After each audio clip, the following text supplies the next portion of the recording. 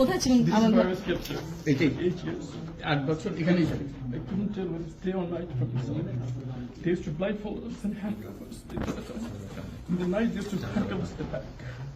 They wouldn't tell us where I was. They wouldn't tell us even time for prayers. It felt like I was buried alive. They gave us a worse than death experience, and it continued for 8 years. মাঝখানে কোনো সময় বার করে নিয়ে গেছে এখানে interrogation সবাই ঢোকেন না just আর কেউ আসবে না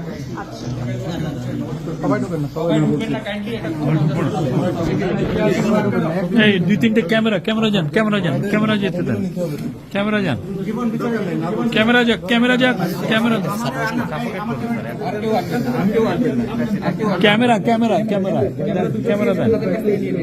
না ওনারা দেন এই নাইম ঢুকেন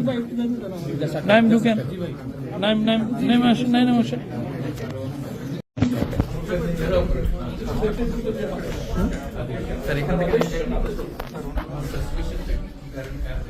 Because of our work and strength and particularly international community, we shouldn't take that because we should be able to speak to them. So whatever the point I was using, they could have an answer, but that's they found me as an impediment towards what they do. Another people are wanting to do because community should access language barrier. That's what they're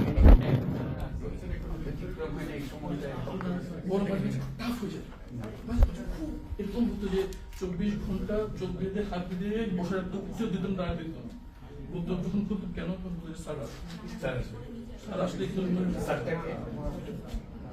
বুঝতে পারি আমি চোখ বাঁধা হতে দিকে ফিরে পিছনে শুয়ে থাকতে বসে থাকতাম, বুঝতেছি পিছনে একদম আসতেছে, মোবাইলে আওয়াজ হচ্ছে, ঘ্রাণ পেতাম, পারফিউমে দামি পারফিউম এখানে তো পেশা পেখানে কম থাকবে না, কথা সেপারেট হতো।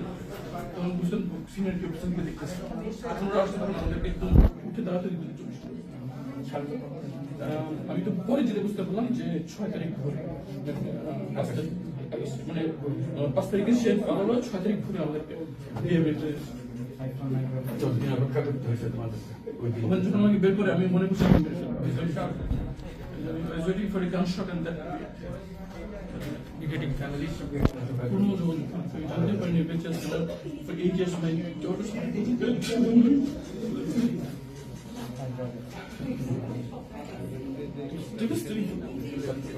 ওরাও জানতো না school they will come for them